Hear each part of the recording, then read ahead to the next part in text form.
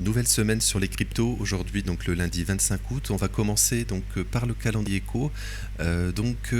Alors j'ai fait une vidéo sur le calendrier éco, les résultats de la semaine passée et ceux de cette semaine. Donc je prends le détail, c'est une analyse macro plutôt.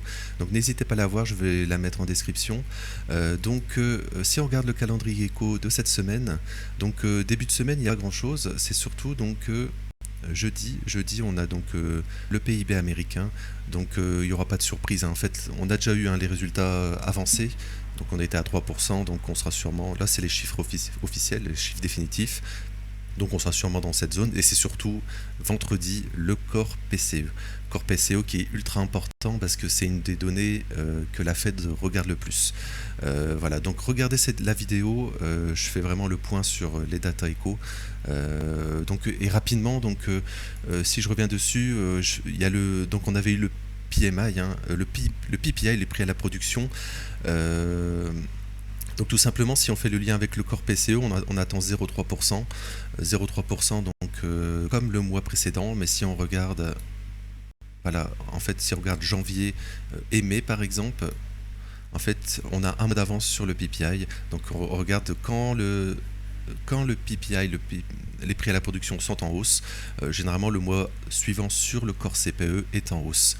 Regardez, on a donc février une hausse, et juin donc une hausse aussi. Et donc ce qui est très intéressant, ce que je mets dans la vidéo, c'est que justement en juin, en fait on était en baisse, on a eu une baisse des prix à la production, donc théoriquement en annonçant 0,3%, en fait on aurait peut-être une belle surprise en fin de semaine sur le Core PCE. On aurait en fait en juillet ici une baisse probable des prix du PCE tout simplement. Voilà, regardez, juin, et par contre septembre on n'a pas les forecasts bien sûr, mais septembre on aurait sûrement une très mauvaise surprise sur le Core PCE, après la hausse de 0,9% en juillet des prix à la production. Donc voilà, je vais arrêter terminer cet aparté pour pas faire une vidéo trop longue, parce qu'il y a pas mal de choses à voir. Voilà, donc si on va sur le BTC, le Bitcoin, alors voilà, je vais passer en 4 heures.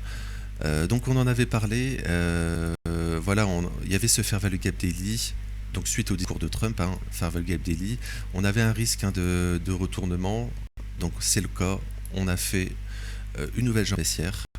Voilà, une nouvelle jambe baissière. Pour le moment, on a une belle réaction. Alors, en fait, on a quasiment comblé le Fair Value Gap Weekly. Voilà. Alors, par contre, on a clôturé en dessous de ces bougies, ce qui est pas très positif, mais bon, rien n'est perdu, je veux dire. Également, voilà, on a quasiment comblé le Fair Value Gap Weekly. Également, on fait, on va dire, un equal low aussi. Donc peut-être qu'on pourrait refaire encore une dernière prise de stop en début de semaine pour ensuite retracer à la hausse.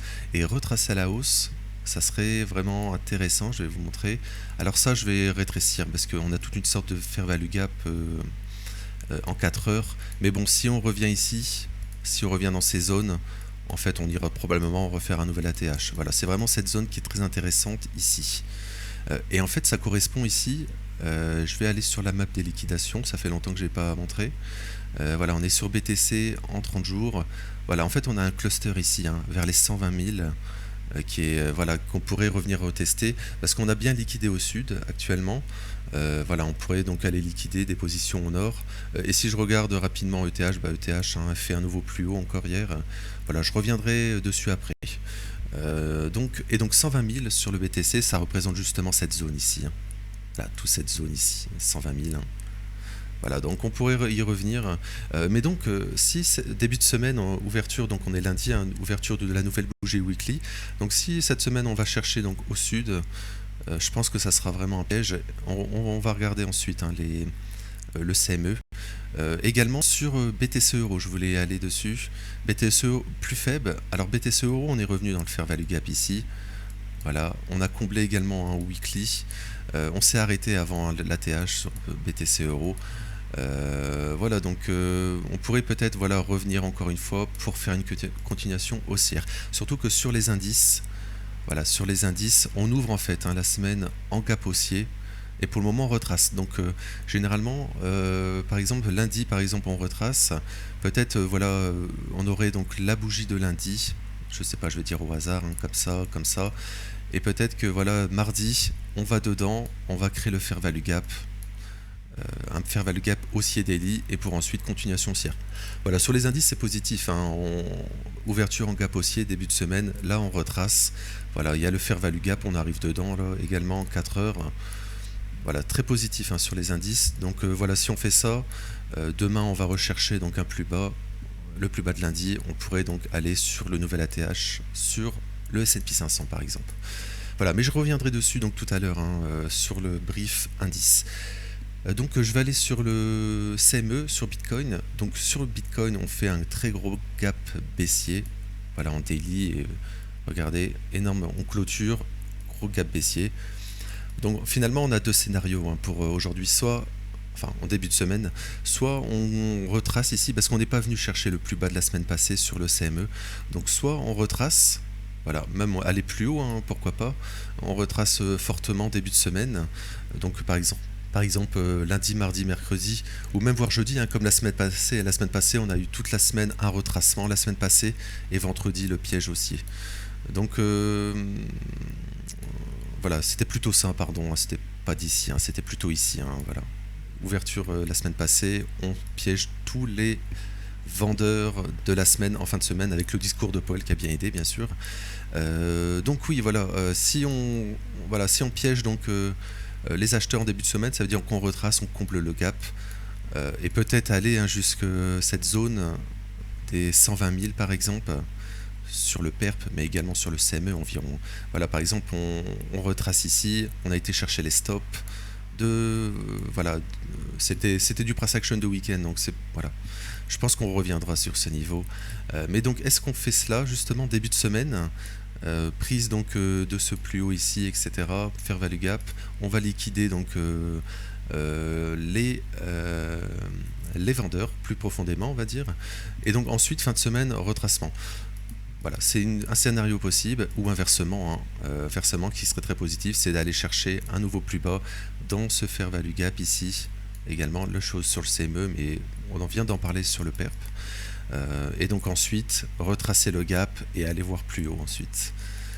Voilà, donc début de semaine très important, généralement le lundi, justement avec l'ouverture du CME, etc., des indices. On pourrait donc tout simplement donc, créer un fair value gap. Je vais passer justement sur ETH. Voilà, ETH ouvre également en petit gap baissier. Voilà, il pourrait tout simplement créer sur le CME ici. Donc aujourd'hui, on consolide, on retrace tout simplement la bougie de vendredi. Et demain, on va chercher donc un plus bas, le plus bas de lundi, dans le fair value gap, donc qui sera créé en fait, hein, avec la bougie d'aujourd'hui, pour ensuite aller plus haut, parce que je crois qu'on ira plus haut sur ETH. Voilà, je vais vous montrer ensuite sur le PERP.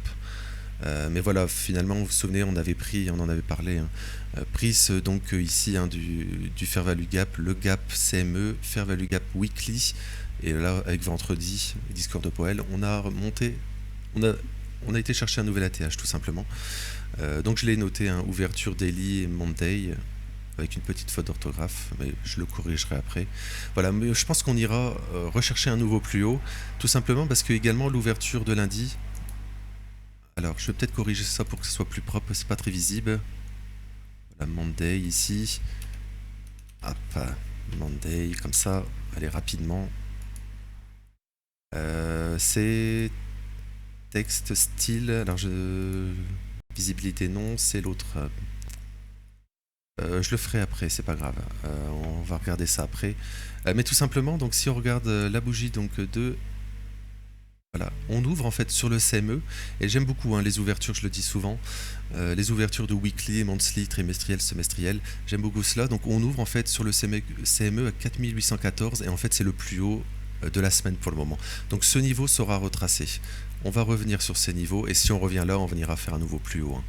Donc si par exemple voilà, on travaille par exemple fair value gap ici début de semaine, c'est ultra positif, et pour faire du swing très court terme, ça serait une très belle position d'achat ici, hein, pour aller chercher les plus hauts.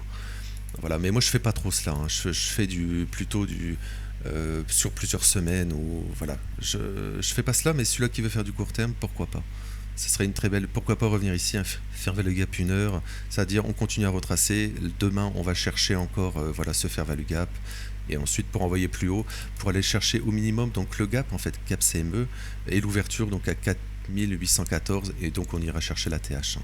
Voilà, sans problème. Donc je vais enchaîner sur ETH, donc sur le PERP. Donc hier, voilà, on en avait parlé donc ce week-end, hein. On avait eu donc l'ouverture daily, donc c'était de samedi justement à 4829.5. C'était le plus haut finalement, le plus haut du week-end. Et donc j'en avais parlé, hein, toute la baisse serait un piège.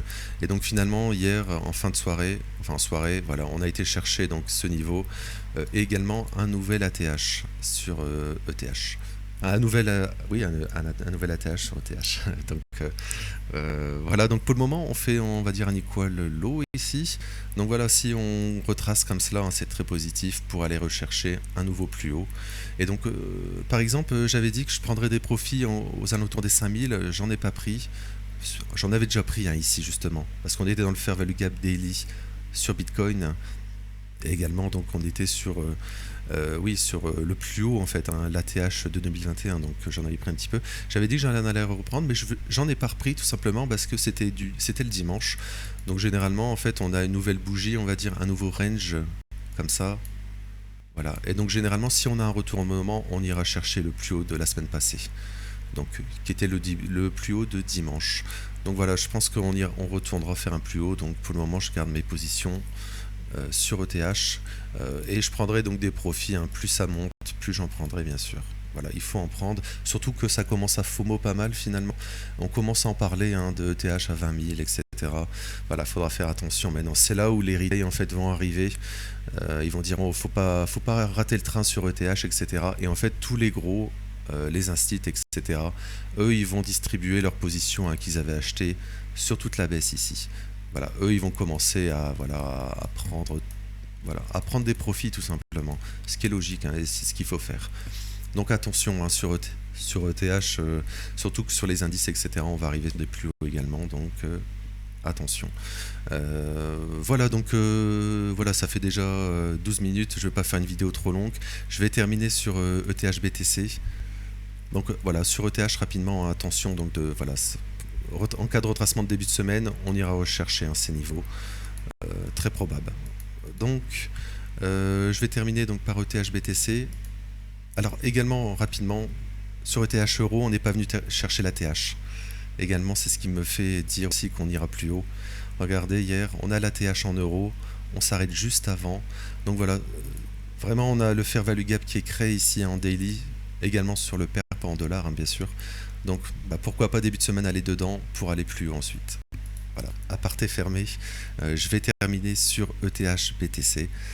ETH BTC, donc on a le fair value gap également, donc on pourrait revenir comme ETH dans ce fair value gap par exemple. Et donc ETH BTC toujours très fort. ETH BTC, on s'arrête également, c'est ce que je voulais montrer. Alors c'est pas très visible, je vais mettre un peu plus, je vais changer la couleur, un peu plus foncé peut-être, voilà. En fait, on est dans le FVG, donc 6 mois et 3 mois actuellement. Donc c'est une zone, hein, de retournement probable, hein. Voilà, parce qu'on est en tendance baissière, hein, sur des unités de temps plus longues. Alors là, en range, mais en mensuel par exemple. Voilà, on est vraiment en tendance baissière, hein, dedans.